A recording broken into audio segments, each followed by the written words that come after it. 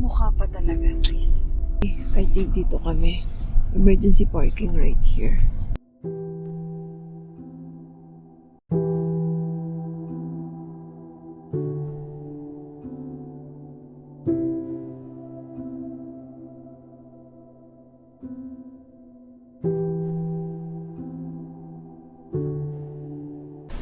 At last, fam, after 15 minutes, we're reaching the D pod.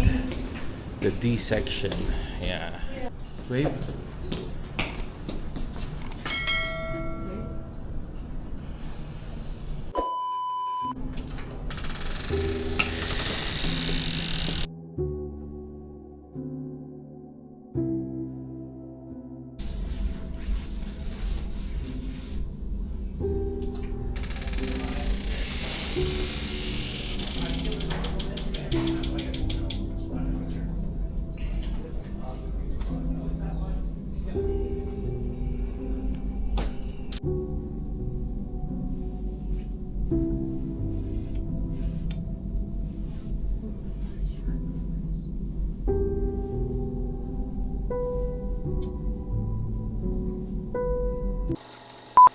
Waiting game na tayo, fam.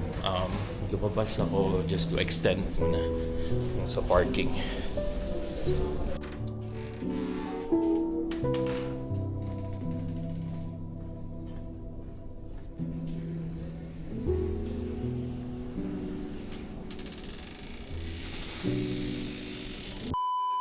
Hello, fam, and Tito Dwayne is here. Kala mo doktor eh. Ayan. Okay, fam. So, waiting game talaga dito sa hospital. So, nagutom na si Kuya Davon. So, bili muna tayo sa cafeteria nila. Buti na lang may malapit din na cafeteria. So, baba lang muna tayo. And I'll show you around. Okay, fam. Roast beef sandwich. And meron ditong Tim Hortons pala. So, good thing. Ayan na, fam. Dito na kami sa hospital nag-lunch. Quick break lang. Quick lunch lang. Gutom na daw si Kuya.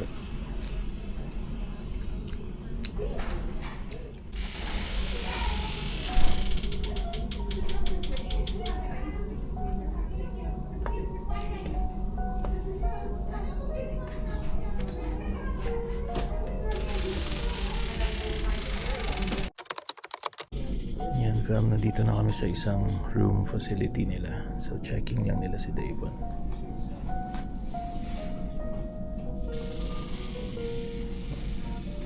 Can you hear that?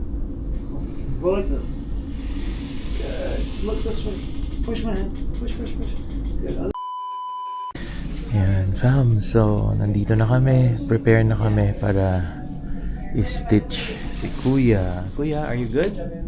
Are you good? Yeah. Daddy, I Mommy's don't there. know what a stitch. Okay. Yeah, you're not gonna feel anything because of the anesthesia. Okay? Yan, fam. So, Daddy, ready lang tayo. Daddy. Ayan, fam, hindi pa nagsa-start yung stitching nila. Pero, ayun nga, may numb na anesthesia na yan sa cheek ni Kuya Davon. Ayan, o. Laki ng sugat talaga, fam. Medyo malalim talaga. So, thankfully, medyo okay naman yung load dito. Ayan, so, waiting lang kami sa doctor. And, so far, fam, around 5 hours na kami na nandito. Nag-aantay. Hindi naman siya emergency, so understandable. Siyempre, yung mga doctors, dapat nandun sila sa mas critical talaga. So, yeah. Antay lang tayo and hopefully, okay na rin si Kuya Davon. Makakatulog na siya. Maya din, kailangan na rin talaga namin umalis kasi susunduin din si Lianica. Daddy, Ah, outside, oh, I saw the Learjet 55. okay. Well, it wasn't, green. Yan, fam. So, nandito na kami sa parang semi-operating room. So, dito magsistitch si Kuya. So, mabilis lang siguro din to. At brave naman yan si Kuya namin, right? Brave. Okay, dokie. And hawak din siya ni mommy para daw mas may support, fam. So, ang ganda. Brand new. Ang room. Full of equipments. Ayan pa, nag-abala si Tito Dwayne. Nagdala ng team si Tito Dwayne. Thank you, Tito Dwayne. Ito nga pala nag-work si Tito Dwayne, fam. Ayan. Yung Nilagyan ulit. Oo. So, pinapaano ulit. Ano pala itong emerge D minor search? yeah, minor surgery. Kaya dito kayo tatapos. Sa A yung malala yung mga... Kaya nakamas talaga pag dito sa emergency kasi doon halo-halo yung mga sakit. Oo. Dito pala. Eh, kasi as in dun Oo. sa may ano. Yun yung mga halo-halo talaga. Tapos nandun din yung trauma.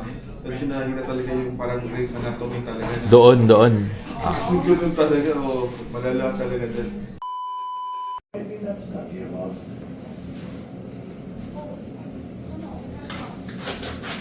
Yeah, we both. And, okay, so Kuya Davin's stitches are done. And to worry a lot naman talaga. Lalo na sa face, fam. So, magsiscratch daw talaga.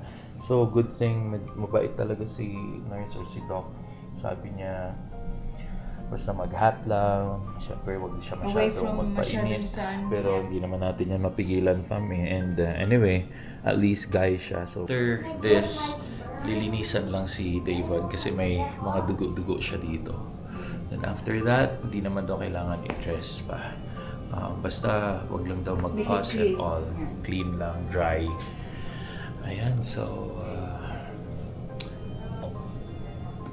ayan, so mga next few videos siguro, we're going to update you guys on what's happening to David again. So that's all, fam, and I'll see you.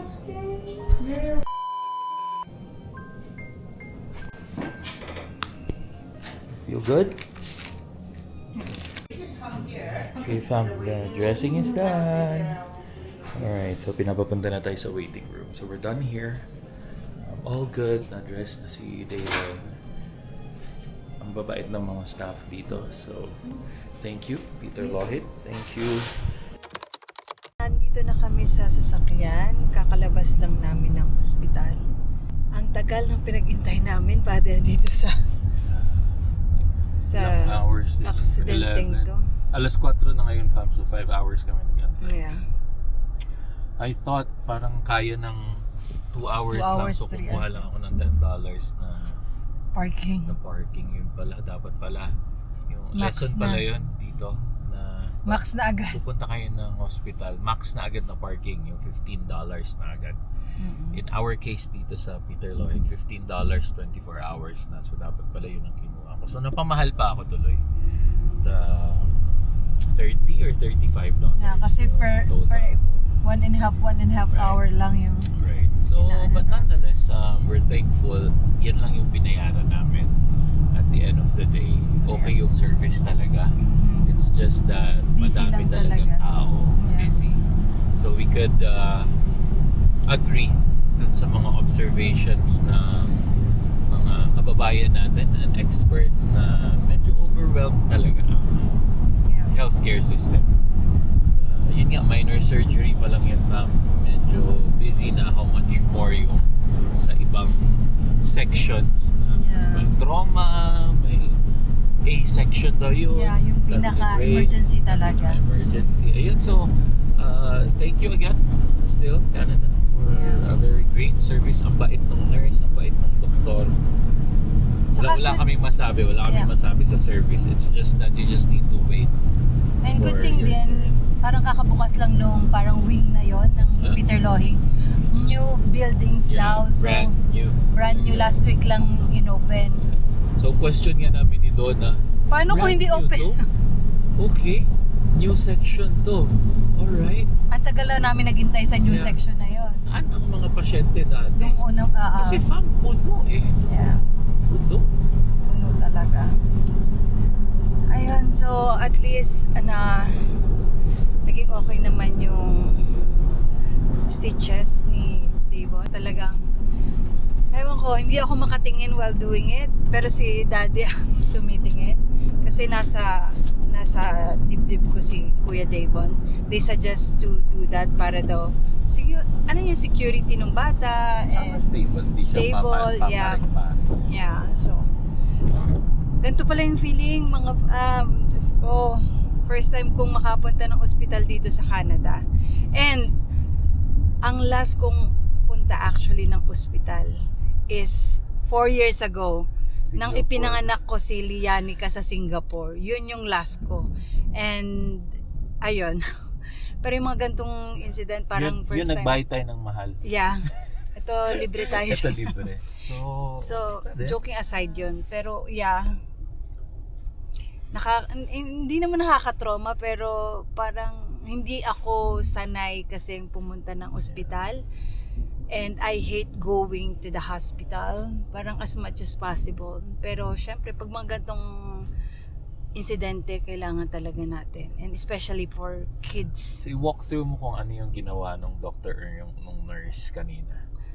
So, pagkapasok natin dun sa D, So, first natin, pagpasok natin dun sa D, may waiting room doon. So, nakaregister na yung name ni Davon kasi talaga. pumunta tayo sa Kasi emergency, parang Yeah. queue nila doon or triage na tinatawag. Triage, yeah. So, nag-registered na si Davon ng ng name niya, kinuha yung health card and everything. So, Yung triage, fam, ang purpose nun is to be Assess. able to determine Yeah, and assessment. assess kung gaano ka-critical yung sitwasyon ng isang tao. So At- dun mag-decide yung mga nurses or doctors na okay, for emergency room to. kung saan Or- kang pod. Tama, kasi Yeah. nakalagay doon A-pod, Yeah, B-pod, B-pod, C-pod, C-pod, yeah, D-pod. So depende kung gaano kalala yung medical emergency mo. Yeah. Doon ka pupunta. So, yung kay Davon, pumunta kami sa D-pod after namin dun sa triage. So, D-pod is yung minor surgery lang daw.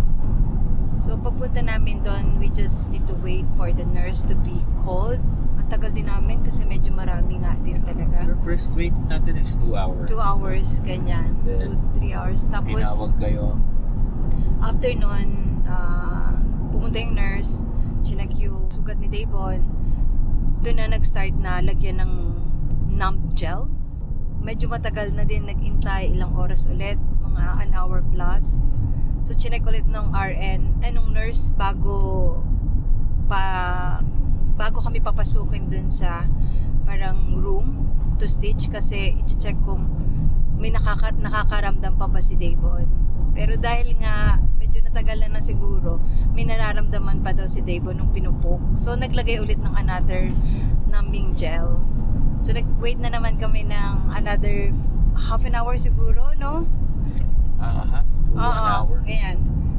Tapos, saka lang kami napapunta dun sa room for stitching ni Davon talaga. So, medyo matagal yung processing kasi yung waiting talaga, yun lang naman yung ano. Pero the rest, sobrang accommodating ng doctor, ng nurse. Ganda din ng facilities kasi bago nga siya, ang linis, mga okay yung mga gamit nila. Yeah, so, yeah, 5-star. Yeah. Yung Parang yung experience namin experience. So, parang trauma ka pero dahil okay yung mga tao tsaka yung facilities, medyo nakakakalma din kahit pa paano pa. again, the whole experience was great. Kasi yung sa amin ay hindi siya sobrang emergency and we could wait. Yeah. That's why it's okay. Yeah. Pero kung may iba na medical emergency talaga, yung Iba. kalaban talaga is yung dami ng tao. Yeah. Yun talaga, mag-aantay ka talaga. Eh paano kung masakit? Kunyari fam, appendicitis, sobrang sakit nun. Yeah. So mag-aantay ka ng 3 hours, 4 hours nun. Yeah, hindi siya parang, oh wow, kakaiba. Magiging iba yung experience. Pero since kami kay Davon, stitch lang naman ang kailangan. So parang okay siya. So depende sa experience and kung ano yung medical emergency talaga. So, Overall, yeah, for me, 10 yung experience. Totoo. For me, okay na okay siya. Except for the waiting time, which you can't do anything about it. Dahil sa dami ng tao. So after nung stitch nga ni Doc, So pumunta na lang yung nurse to cover yung stitch para wag ma-scratch ng bata. Syempre, hindi naman maiiwasan yun. And they just told us not to put anything, just clean it up. Kung gustong i-cover, pero wag na daw lagyan ng kahit ano. Kasi nagtanong si Lawrence kung lalagyan ng betadine. Alam mo, normal, typical Filipino cleanliness, Yeah. cleaning, wound Yeah. cleaning na So process. wag daw lagyan ng kahit Wag na daw, ano. di na daw kailangan. Just make it dry. Make it dry and clean, and then away from the sun daw as much as possible. Mag hat or mag cup si Davon pag nasa arawan, lalo pag nasa labas, para daw hindi maano yung stitch niya, or I don't know, siguro yung exposure sa sun ba. Ayun, and then binigyan lang kami ng papel. Afterwards, dun sa waiting area, nandun yung mga parang summarize nung ginawa ni Doc at anong next step na gagawin kung may magsuka ba siya, may confusion, may readiness o numbness na mararamdaman yung bata. Tapos andun yung reason kung ano yung na-find out nila. So, ayun. And wala naman kaming binayaran nga. So after nun, eto, pauwi na kami. And nagbayad lang ng parking ang daddy. That's it. Yeah. Yeah. So, yun ang ating experience today. Okay. Sorry. So, yun ang experience natin today, fam. Parang new to us. Pero, syempre naman, lagi tayo may mga first time na nangyayari sa buhay natin, especially sa mga bata. And, yeah. Yung silver lining dun, fam, at least yan lang daw yung nangyari kay Davon. Kasi yung mukha kasi namin ni Donna kanina, concern kami, apart from dun sa wound mismo, is yung scar. Nasa mukha niya. Paano mag-aartista yung anak ko? So sabi ko na lang, so iniisip ko na lang na parang battle scar siya, at least lalaki naman siya. Kung may scar man siya pag tanda, medyo character na lang niya, added character na lang niya, parang ganon. Pero di ba, at the end of the day, parang yun yung concern mo. Ano yun, lahat ng picture niya, fam, meron na siyang dito. Pero ayun nga, silver lining nun, at least yan lang. Hindi na bagok yung ulo niya ng matindi, hindi siya nahihilo, hindi siya kailangan ng CT scan. Yeah. Alam niyo yun, yung worst na mas mangyari pa. Kasi isa pa sa ginawa kanina is yung motor skills, tinest yung motor skills niya. Yeah. So pinaganyan-ganyan siya, yung eyes. tinap-tap, yung sa eyes niya, Tsaka yung mga muscle pinapasunod, yung muscles, yung jaw, Yeah. yung tongue niya, kung Yep. nagagalaw niya ba, Yeah. ganun. So, tinest naman ni Doc, wala naman daw, perfect naman daw, perfectly fine naman daw si Kuya. So, ayun, we're thankful to God na yun lang ang nangyari. Pero syempre, gusto mo na hindi siya mangyari. Although, ayan na yung magkakasugat siya. Yan yung concern talaga namin ni Mami nung una So, wala. At least nag-advise pa rin si Doc na kung ganito yung gawin nyo. May cream ba na ipapahid later on na Since bata pa naman daw siya. Yeah. Palabo ng mark Scars, or yeah. scar, di gawin. Tapos bata pa naman, so mag-stretch pa and all. Ayan. So, nag-isip na si Mami agad ng Cebu de Macho. Old school. Baka naman, may Cebu de Macho ang dyan sa inyo. Pahiram na lang kami. Loko-loko. Calgary kayo. So ayun fam, dito ko natatapusin ang video na ito kasi mahaba-haba na talaga to. And Daddy walked you through sa nangyari sa aming araw, and kailangan ng pahinga at kain. And syempre si Kuya din medyo napagod sa kakaintay and sa nangyari nga sa kanya. Buti na lang talaga he's brave enough. And so proud of my kuya kasi hindi naman siya nag-iyak-iyak. Naging patient siya while waiting bago siya ma-stitch up. So, ayun. So, thank you again for watching and see you on the next video, Pam. Siguro may mga follow-up ano kami dito, video kung ano nangyari kay Kuya. Ayun. Thank you and hang loose pa.